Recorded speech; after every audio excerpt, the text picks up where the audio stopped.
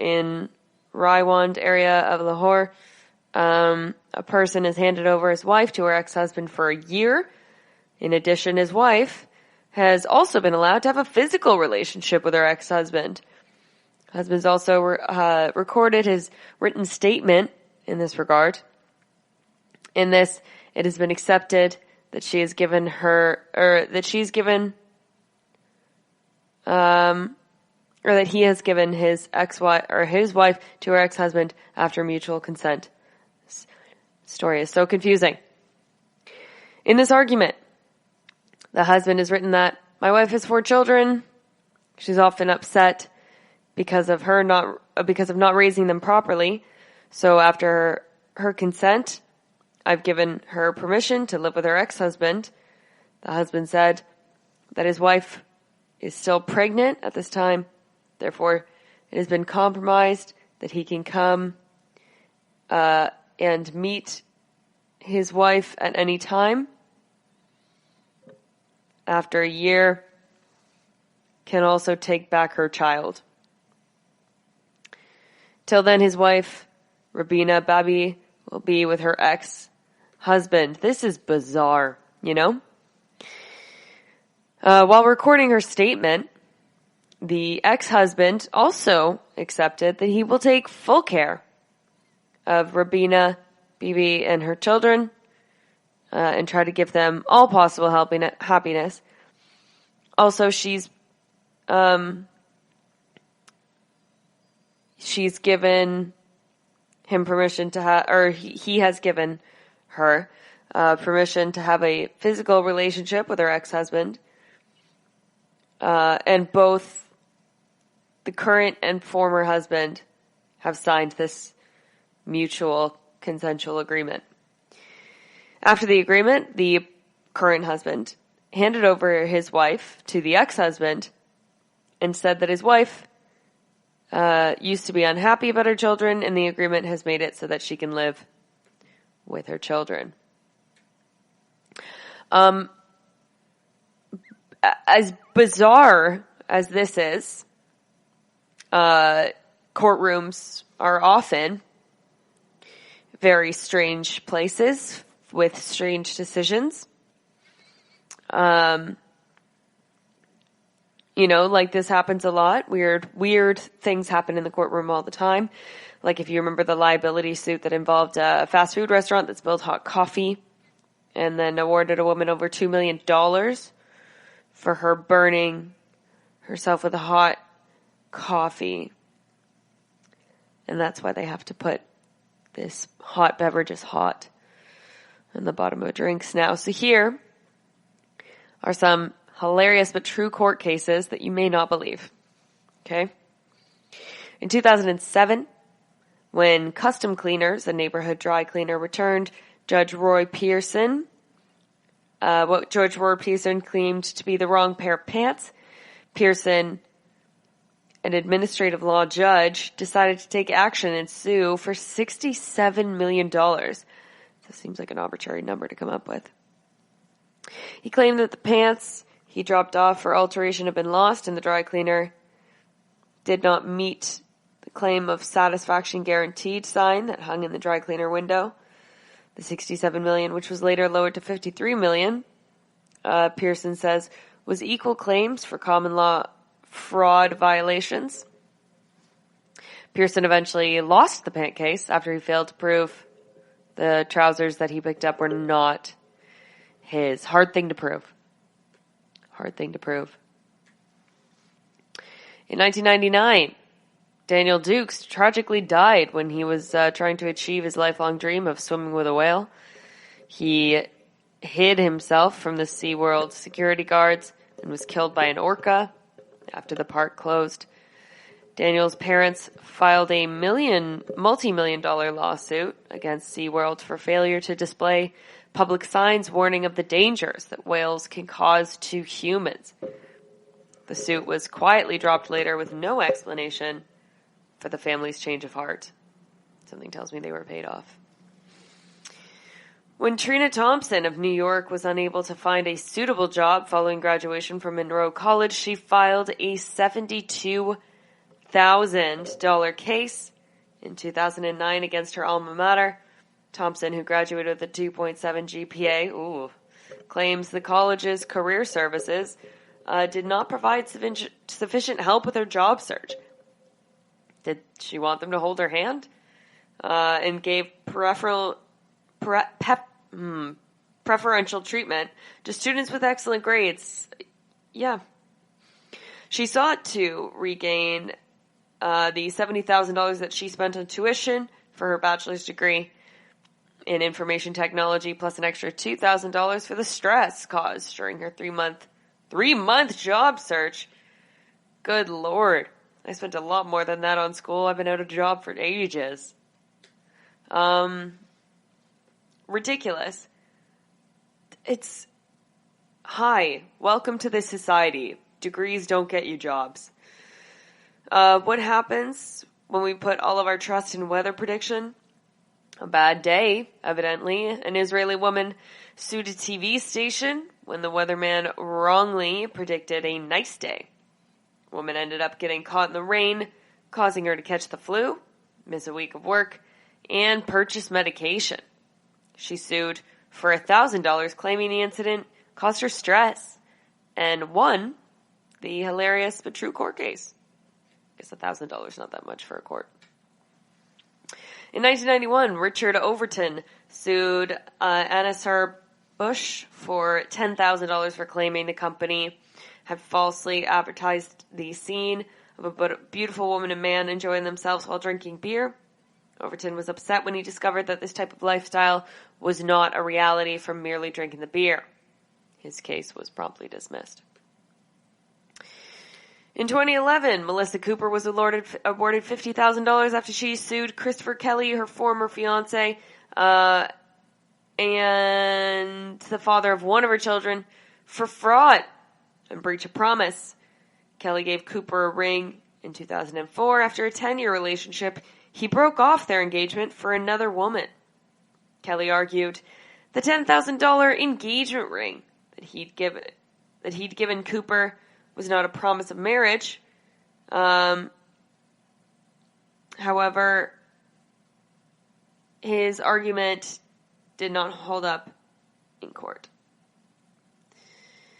You know what? Good on you. That's impressive.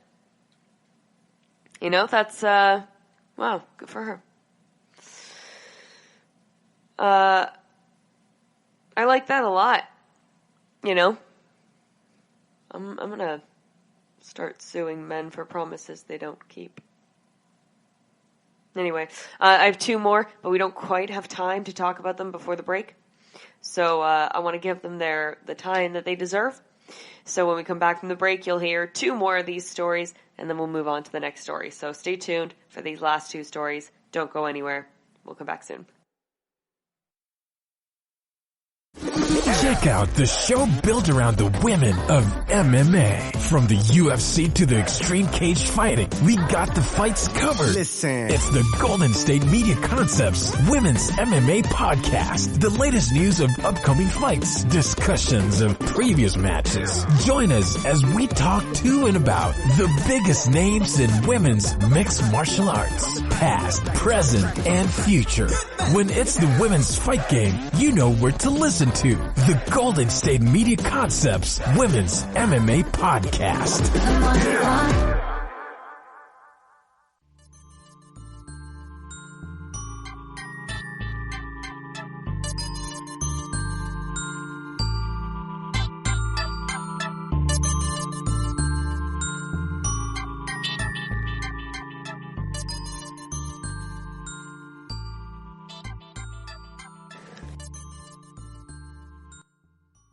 All right, welcome back.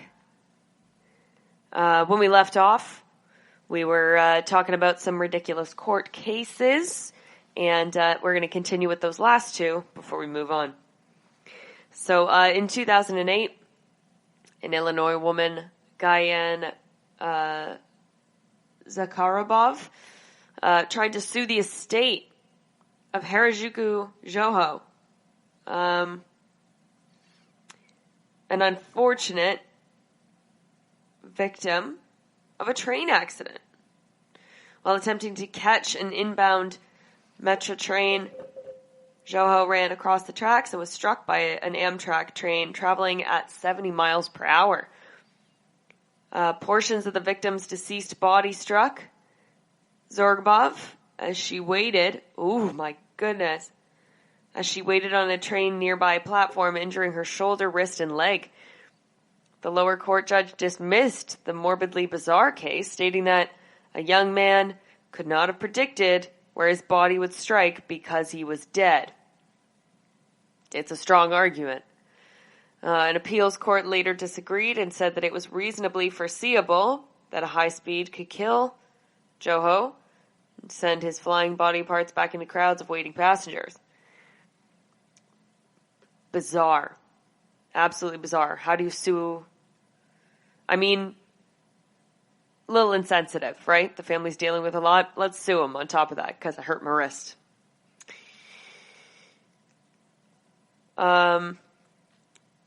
Some people go to great lengths to look like their favorite celebrity. However, Alan Hackard of Portland, Oregon, had often been confused for Michael Jordan.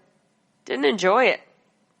He sued the NBA star, along with the co-founder of Nike, Phil Knight, in 2006 for $832 million. Hackard's looks were not far off from the basketball legend, and he even sported a similar earring. That's his fault, you know. He's obviously one of them is more famous. But he was 8 years older and 6 inches shorter than Jordan. So worse. Hackard dropped a hilarious but true court case when he realized he had no reasonable explanation for the specific amount of $832 million that he was suing for. As unbelievable as these court cases may seem, they're all real. So, yeah. Crazy stuff.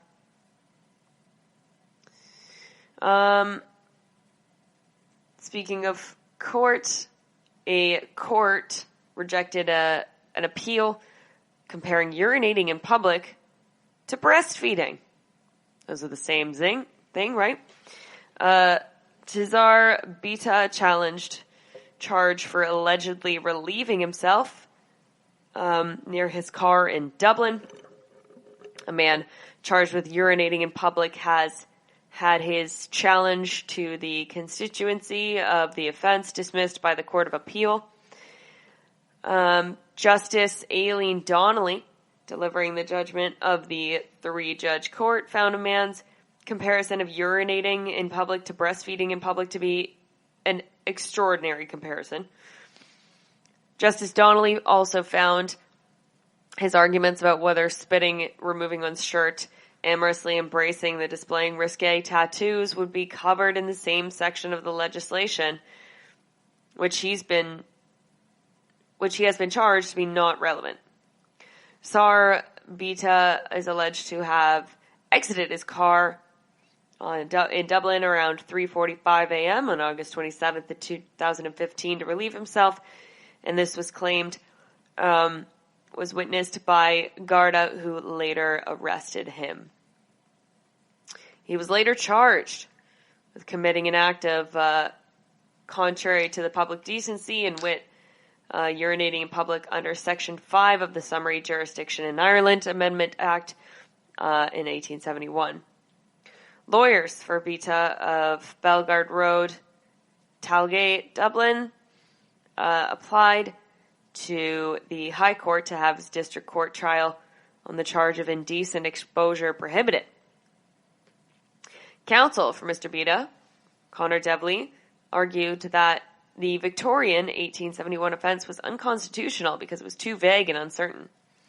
He argued that it was so vague that Bita could not have known in advance what he did fell within Section 5 of the Act. The offense Mr. Bita is charged with is similar to the offense of causing scandal and injury on the morals of the community, which had previously been struck down and deemed unconstitutional by the courts. Counsel has submitted in the High Court. However, Bita's bid to seek prohibition was dismissed by the Higher Court in May. He went to appeal the High Court decision, the Court of Appeal on Friday, and the court dismissed the challenge. In a 31-page written judgment handed down today, Miss Justice Donnelly rejected the arguments made by Beto. She wrote, "The arguments made in the present appeal concerning the issues as to whether breastfeeding in public, spitting, removing one's shirt, amorously embracing, and displaying risque tattoos would be covered by the section are not relevant to this court's consideration. As to whether Section 5 is so vague or uncertain that he could not have known, even with the benefit of legal advice, that urinating on the manner in which it is alleged that what he did was an offense contrary to the section." Justice Donnelly also noted that in his appeal, Mr. Beta argued that a man, even with the benefit of the finest legal advice, would not more know that urinating on the side of the road is captured by the section than a woman contemplating breastfeeding in public. It's just such different things. Lawyers for Beta argued, for many, neither act would be considered an act of contract to be public decency, whereas others, fewer in 17 in the case of breastfeeding, will remain contrary to public decency. In response, Justice Donnelly found to equate urinating in public view with breastfeeding in public appears extraordinary comparison. I will not say more in relation to this because it's not an act in which Mr. Beta can rely and advance his case. The judge also rejected Beta's argument that the section is arbitrary and confesses to great power. She noted that Beta was not arrested for urinating in public, but for failing to respond to the request for identification. Justice Donnelly added that not being tried simply because he urinated in public, he's being tried because of the circumstances in which the public urination occurred and the circumstances where the respondents have expressly contended that it is indecent. Shocked, right? Aren't we? That he tried to use women breastfeeding, like feeding your child is the same as pissing in the side of the road. Yeah, those are the same thing. Not even the side of the road, like just in public, by your car.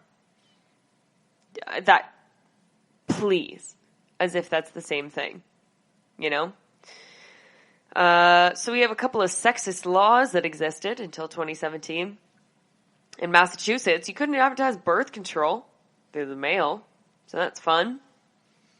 Regulations prohibiting the sale of birth control to any particular group, including unmarried women, were deemed illegal at the federal level in 1972.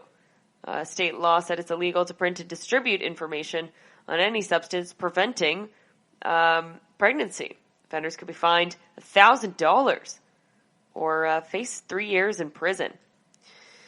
And don't worry, guys. There are more of these ridiculous sexist laws that existed until 2017.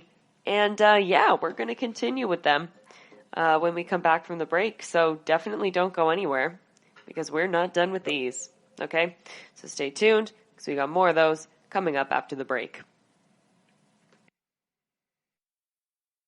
This is your ultimate stop for everything sports. The Golden State Media Concepts Sports Podcast. Should I say more? From the NFL, MLB, the NBA to MMA, it's all in here. The Golden State Media Concepts Sports Podcast. Listen now.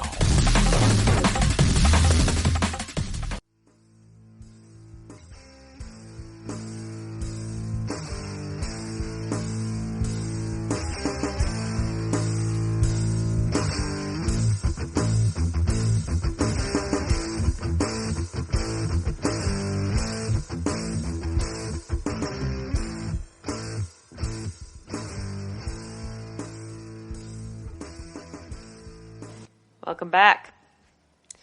All right, before the break, we were talking about crazy sexist laws that existed until 2017. So here's some more. Women cannot show too much cleavage in Cleveland. Haha. Although many shirts are designed for the very purpose of showing female cleavage, the city of Cleveland prohibits women from showing cleavage with less than fully opaque covering. Who knew? In North Carolina, a woman cannot withdraw consent in subsequent actions. By definition, This allows sexual assault to be legal. So that's a law. It just allows sexual assault to go unpunished. That's essentially what it is. That is absolutely absurd. Women cannot wear sleeveless tops or dresses to Congress. Yeah. Even Capitol Hill, whatever. Even Capitol Hill has a share of anti-feminist rules. Just this summer, a reporter was not permitted in the room adjacent to the House chambers because her shoulders were not covered. Men are expected to wear suit jackets to Congress, and women are not allowed to wear sleeveless blouses or dresses, sneakers, or open-toed shoes. In this California town, a woman must not be permitted to wear shoes with heels over 2 inches high and less than 1 square inch thick. In Carmel, California, wearing super tall heels is seen as illegal. The logic behind this is that it's a liability issue. While the local police do not cite those in violation of accordance, a seemingly peculiar law was authored by the city attorney in the 1920s to defend the city's lawsuits resulting from wearers of high heel shoes tripping over irregular pavement. Permits are available without charge. So it's like an anti-suing law, I guess. An unmarried woman in Florida cannot parachute on a Sunday, else she will be fined. That story better be great. Fined or arrested. Why should it matter what day of the week it is? And why does it matter if she's married? And are unmarried men allowed to parachute on a Sunday, whilst unmarried women can't? That's where the real question is. Child marriage is still legal. The past 15 years, 200,000 underage children were married in the U.S., some as young as 10 and 11. Although the national legal age to marry in the U.S. is 18, most states have legal exceptions for parental consent or pregnancy. A man cannot seduce a corrupt single woman in Michigan. So, don't know what constitutes as that.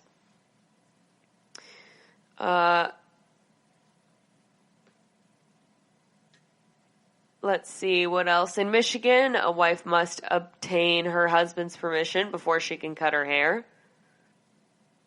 That's a real thing that existed until 2017. Women can't wear pants in Tucson, Arizona. By law, women are not allowed to wear pants of any kind. No dress pants, jeans, leggings, no sweatpants. This is just one of the many strange laws in Tucson. Likely came from old Western times. Like many silly laws, it's now overlooked. So, don't know why it hasn't been taken out yet. Anyway, that's it for the weird laws. And now moving on to a next story. This is all about law and prohibition today, by the way. So a cow is described as faster than it looks. And it's wanted by the U.S. police over, quote-unquote, avoiding capture for over a month. The elusive female has been on the loose in South Florida since late January. Local authorities have now issued a wanted poster for her. That's right, like an old Western film. The poster shared on Twitter by Pembroke Pines Police Department reads, "Wanted, unknown cow." Now that's already made it quite tricky, hasn't it? Description, female cow. Isn't that what a cow is? Wouldn't it be a bull otherwise? Brown with a white head, faster than it looks, talented fence jumper, enjoys pools. This sounds like a cow I want to hang out with. Pending charges, moving violations, uttering false checks, and eluding police.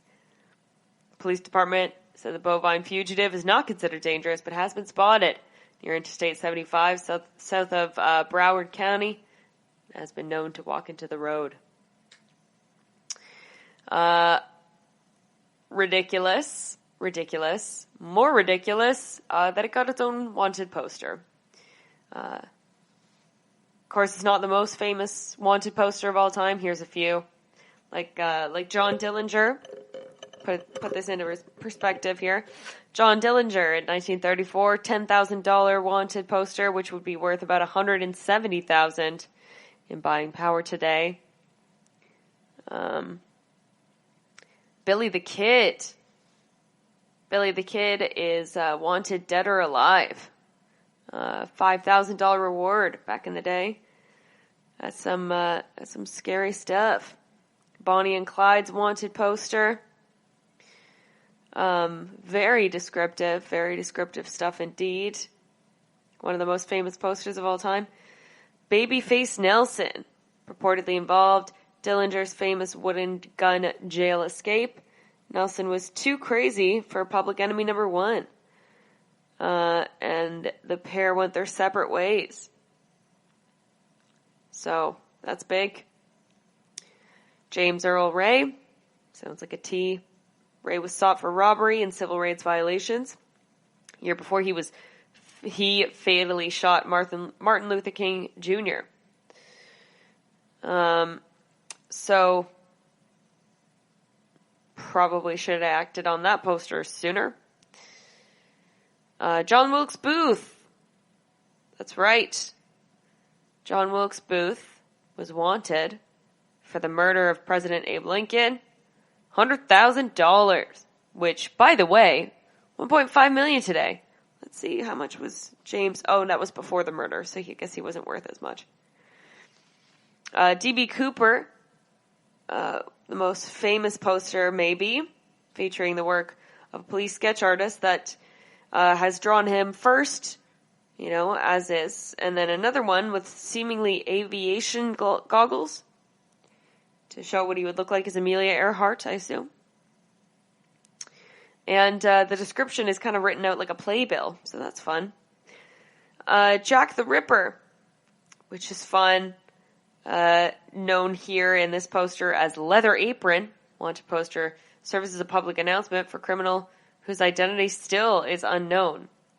There is very little on this wanted poster, as there were very little details on the criminal himself or herself. We actually don't know if it was a man completely. I mean, we don't know. So that's nuts. And, yeah, I hope they catch this cow, This cheeky little cow evading capture. Actually, I kind of hope it gets away. Good for it, It's really sticking it to the man here. So that's it for those. And when we come back, another weird law change, possibly, in Canada. We're going to talk about that when we come back from the break. So don't go anywhere. Check out the show built around the women of MMA. From the UFC, Invicta FC, Bellator, and One Championship. We got the fights covered. It's the Golden State Media Concepts Women's MMA Podcast. The latest news of upcoming fights, discussions of previous matches. Join us as we talk to and about the biggest names in women's mixed martial arts. Past, present, and future. When it's the women's fight game, you know where to listen to. The Golden State Media Concepts Women's MMA Podcast.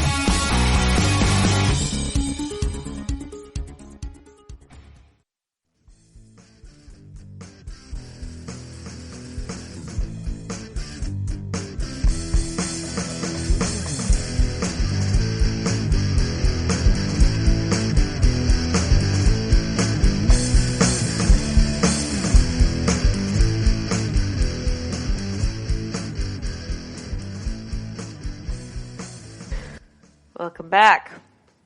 When we left off for the break, we were talking about a cow evading the law, so that's fun. And now we're going to talk about a proposal to change drunk driving laws in Canadian province, reigniting a fierce debate over the best way to prevent alcohol-related deaths on the country roads. Officials in Alberta suggested that major changes are coming to the province's laws on the issue and have even raised the possibility of decriminalization of drunk driving. It's obvious the criminal justice system punishes people but doesn't stop people from reoffending and people continuing to drive impaired, says Andrew Murray, CEO of Mothers Against Drunk Driving Canada, which strongly supported decriminalization across Canada and is now lobbying for Alberta to enact similar policies. Our organization is about stopping deaths, not punishing people. Drivers whose blood alcohol contraction exceeds the legal limit currently face a number of penalties in Alberta, including fines, jail time, and vehicle seizure, most of which lead to a criminal record. But neighboring British Columbia piloted a new approach nearly a decade ago, giving police officers discretion to impound vehicles and revoke licenses, but without necessarily pursuing criminal charges. Stiff criminal penalties still exist for serious cases. It's a combination of rehabilitation and punishment. The criminal justice system is basically a punishment, said Murray. Manitoba unveiled a similar program in 2018, arguing that a new approach deters one-time offenders from returning to the criminal justice system and is more efficient. Murray said the administrative fines are processed in an hour rather than the 4 hours needed for a criminal charge. Since the changes were made in British Columbia nearly a decade ago, alcohol-related deaths in the province have dropped 50%, Murray says. That's an incredible accomplishment that hasn't been accomplished anywhere else in the world. We have way more people alive today than if BC hadn't changed their system. Kayla Lee, a Vancouver-based lawyer specializing in drunk driving cases, disagrees with the decriminalization in British Columbia that has brought on such a radical change. The province's rules are having literally no impact on the death rate, she says, suggesting instead that other factors, including intense media coverage of the policy, as well as greater public awareness, played an outsized role in reducing alcohol-related deaths. She said that the administrative tools are financially devastating to lower-income residents who can't often afford the fines levied against them. I've had 2 clients who, as a result of a roadside stop, committed suicide. I've had clients that have been hospitalized after suicide attempts. I've had people who lost their jobs, their homes. Alberta has not yet announced what changes to the right law might look like, although other than that, it's considering all options. Lee agreed that the approach, which forces drivers to address the underlying issues rather than forcing them into criminal system, provides better end results. You can keep a person alive, working and contributing to society, and address whatever might got them there in the first place. That's going to be much better than preventing these kinds of incidents from happening in the future. In other fighting fire with fire news, a fire on the mountain in January beat a wildfire threatening a town in July. Basic idea behind torching the 160,000 burn piles this winter in the Siskiyou Mountains above Ashland. Relaxed state rules should mean that you burn more piles turned to ash than previous years, but the jury's still out on whether that will happen. You've got more leeway to burn, says Chris Chambers, Forestry Division Chief for Ashland's Fire and Rescue. So far, we've not burned all the piles this year. Chambers said various agencies haven't fully adjusted to the new policies, and there remains some hesitation to burn more in some locations in the winter because it could potentially send a lot more smoke down Ashland. Piles are the result of extensive thinning of vegetation and trees to give Ashland a fighting chance against the kind of devastation of wildfires that overwhelmed California in recent years and created 2 summers of smoke.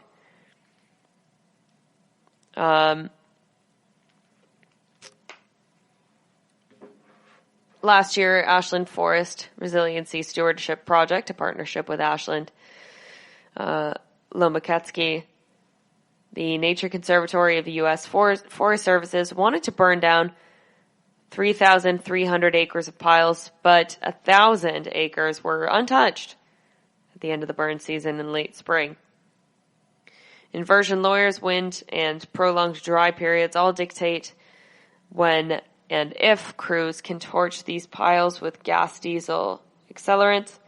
Similar restrictions also impact another kind of controlled burn, whereas fire crews initially intentionally burn off undergrowth, essentially managing forests in much the same way as Shasta tribes did 150 years ago. So far this year, 1,075 acres of burn piles have been torched.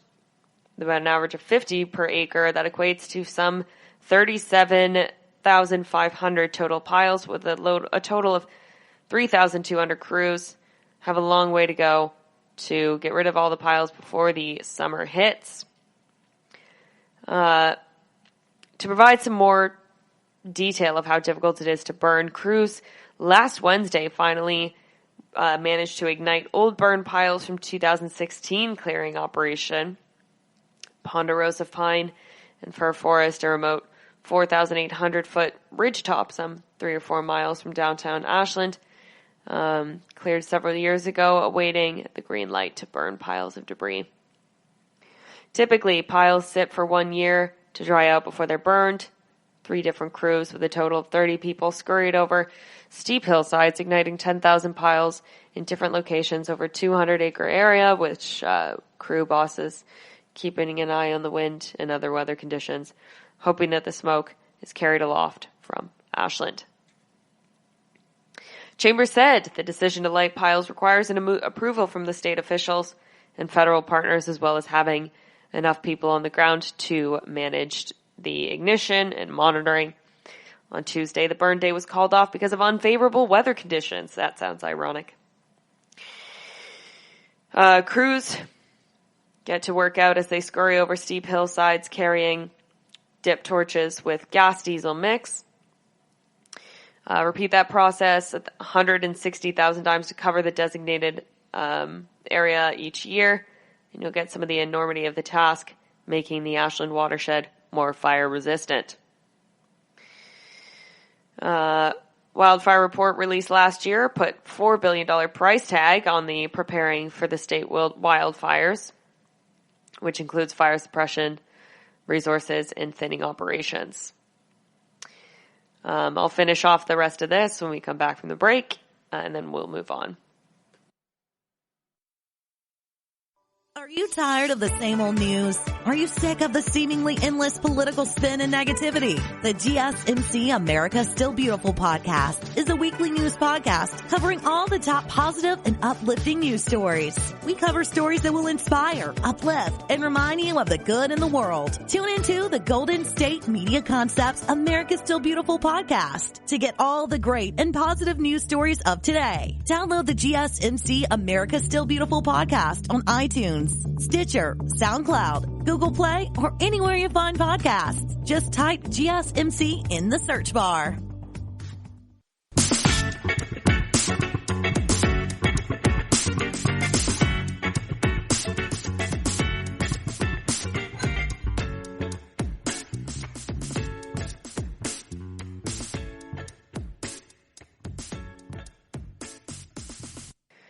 All right, before we left off, we were talking about the fire preventions by burning piles so that we don't have any more devastating fires happening, and it's quite a hefty price tag. So we're going to just finish that one off, and then we can move on. Wildfire reports saying that $4 billion price tag, right, is where we were. I think there'll be several money proposals, Marsh said that there would be a bill that would set aside $10 million to undertake anywhere from 3 to 5 thinning projects around the communities. These communities have already had some environmental assessments done and are also designated high risk. During the legislative session in 2019, a request for $6.5 million failed to garner support. Marsh said she thinks the wildfire report will help fuel support starting in February, when she said that she'd hoped that most money was sent to Southern Oregon. Another bill might get a lot of support, giving Oregon, the Department of Forestry, more money to battle wildfires. Smaller grant program to gain support, providing up to $250,000 for smoke mitigation. Ashland's applied for a grant to help with community education, notification, and providing safe places for communities to go during prolonged smoked periods. It's important, in my opinion, to start investing in preventative projects. That's what she said. Moving on to our next story. A popular video game has become a virtual library where players can lend eyes on censored news articles from around the world. A virtual library found in Minecraft, a game where users can build virtual worlds out of blocks and create their own storylines. Users can access the work of journalists who've been killed, jailed, or exiled by governments, including articles by Saudi journalist Jamal Khashoggi. The project, launched by Reporters Without Borders, design collective blockworks, advertising agency DDB Germany, and production company Media Monks, gives users access to banned articles in 5 countries that rank poorly on the non-governmental organization's World Press Freedom Index. Egypt, Mexico, Russia, Saudi Arabia, and Vietnam. A Washington Post columnist says was critical of Saudi Arabia and Crown Prince Mohammed bin Salman's policies. He was allegedly killed and dismembered on October 2nd in 2018 in the Saudi consulate in Istanbul by men with close ties to the highest levels of the Saudi government and bin Salman. Crown Prince denied that he had a personal involvement in Khashoggi's death, but he said in a CBS interview he did take responsibility for the tragedy as Saudi leader. Work by Javier Valdez, a Mexican journalist who founded Redoche newspaper, was dedicated to crime and corruption and was killed by a gunman in 2017. Can also be read in this library, which creators call a loophole to overcome censorship. Texts by exiled Vietnamese human rights lawyer and blogger Nguyen Van Dai are also showcased, as well as articles from Russia's blocked Granny Ruru website and Egypt's blocked Mater Masser profile. Last year, nonprofit group Committee to Protect Journalists warned that at least 250 journalists were in jail in relation to their work as of December the 1st. Work in the library launched Thursday to mark the World Day Against Cyber Censorship, and it's available in English and as well the original language in which the texts were written. In many countries around the world, there is no free access to information. Websites are blocked, independent newspapers are banned, and the press controlled by the state. Christian Meyer, managing director of Reporters Without Borders Germany, said in a statement. Young people grow up without being able to form their own opinions by using Minecraft, the world's most popular computer game, as a medium. We give them access to independent information, he added. More than 145 million players are active on the platform each month, Reporters Without Borders said in a statement, adding the platform offers unlimited freedom in the countries that have no press freedom.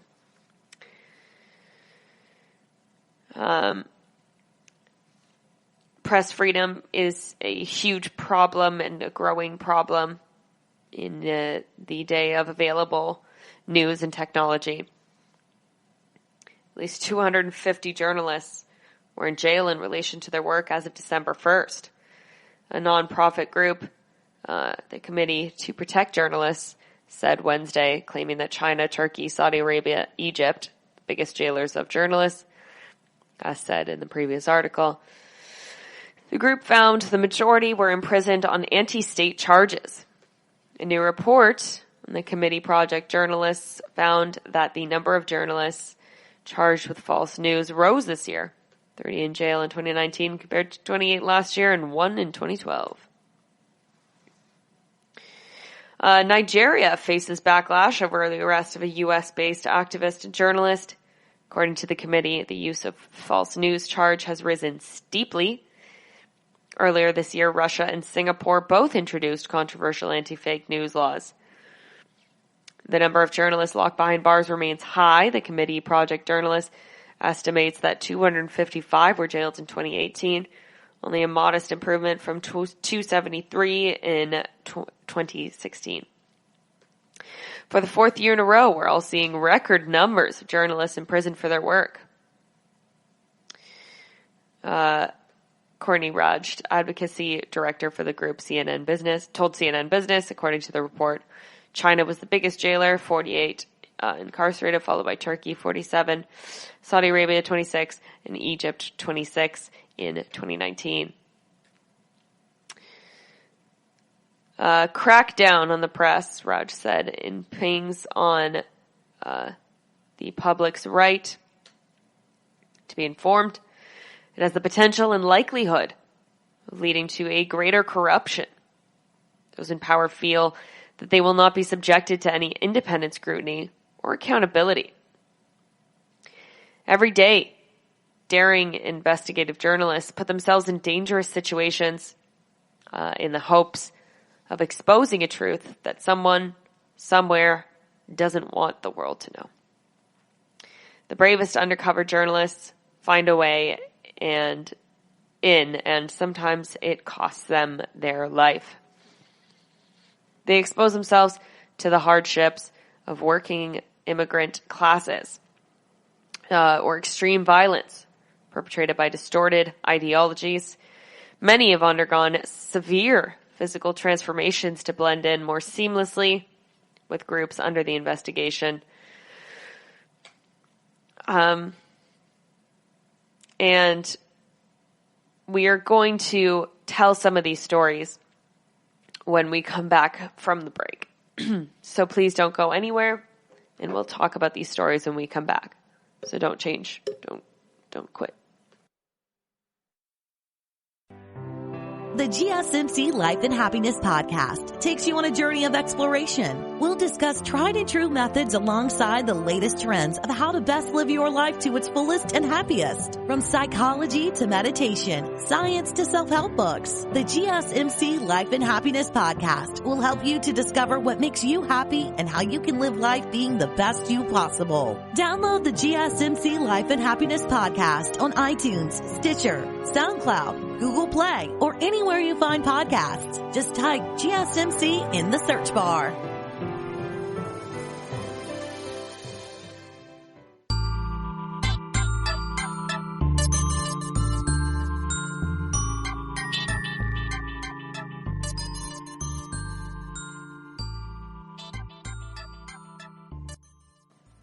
Welcome back. Before the break, we were talking about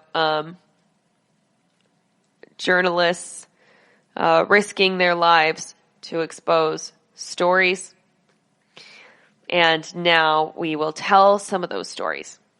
Stories about journalists undercover show the selfless lengths that these heroes go to, often giving up their identities and putting their investigative life in danger in order to stand up for what's right, for those without voices, to reveal atrocious crimes against humanity. Antonio Salas posed as a radical Islamist to expose the underbelly of jihadist terrorism.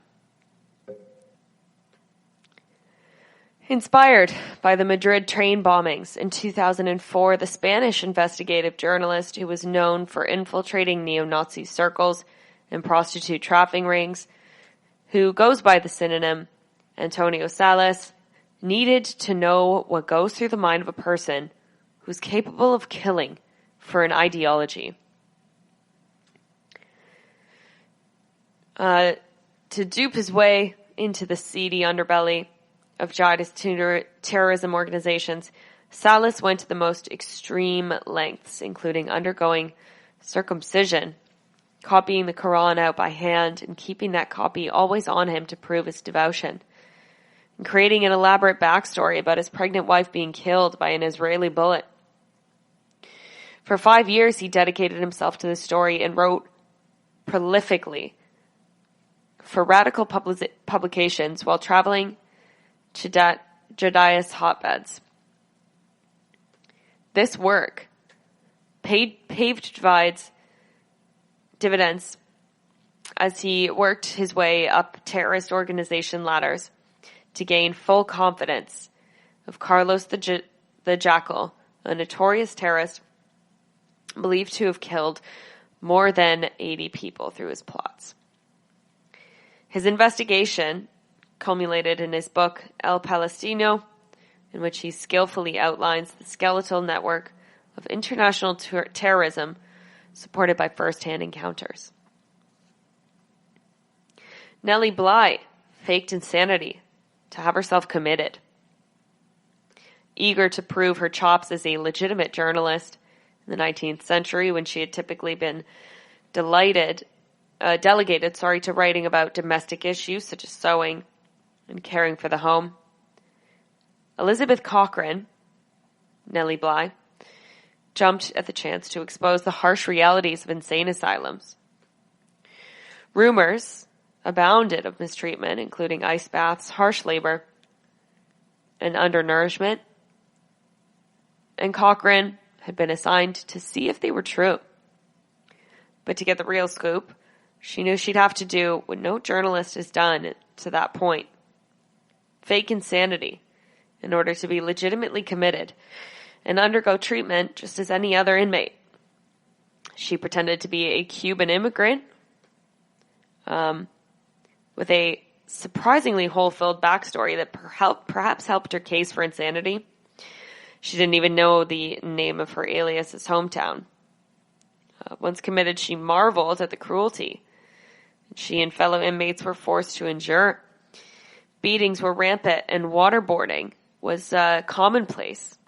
She noticed that nearly all the inmates were immigrants, many of whom didn't know a word of English and had no interpreters provided for them, meaning they would never know what was going on while they were there. And more than likely, they weren't really insane, but were guilty of not knowing English. With 10 Days in a Madhouse, in 1887, Cochrane spearheaded the new movement in journalism known as stunt journalism, while exposing the horrors forced on those who were thought to be insane. Tim Lopez was savagely murdered while investigating Brazilian gangs. In a country where corruption scandals crop up almost every other year, Brazilians, chiefly the notorious slums of the Favela de Grota, relied heavily on the heroic work of Tim Lopez, a fearless investigative journalist whose award-winning work effectively shut down the open-air drug market for more than a month.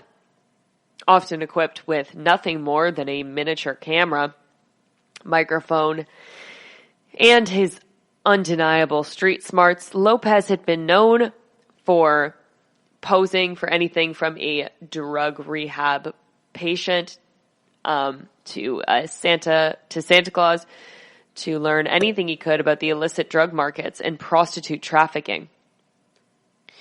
During his efforts to expose the murderous drug gang held by Maluco, a drug lord believed to be responsible for more than 70 murders, Lopez's cover was blown, leading to his gruesome torture and murder. Police reports claim that he'd been pistol whipped, shot in the leg, bound by the hands, and beaten with fists and sticks by a sword-wielding Malco. John Howard Griffin changed his skin color to learn how African Americans were treated. In 1959, little-known writer from Texas walked into a doctor's office and asked to be made black by taking a medication he took orally, and exposure to ultraviolet rays, and shaving his head. John Howard Griffin completed the transition. He then undertook a tour of the Jim Crow-dominated South, traveling from New Orleans to Mississippi, Alabama, and Georgia. The result of his experience was in the powerful book, Black Like Me, which, despite prolific writings and numerous black Americans about their experiences, awoke many white Americans to the realities suffered by black Americans on a daily basis. It discounted the notion that black Americans were simply being paranoid or oversensitive.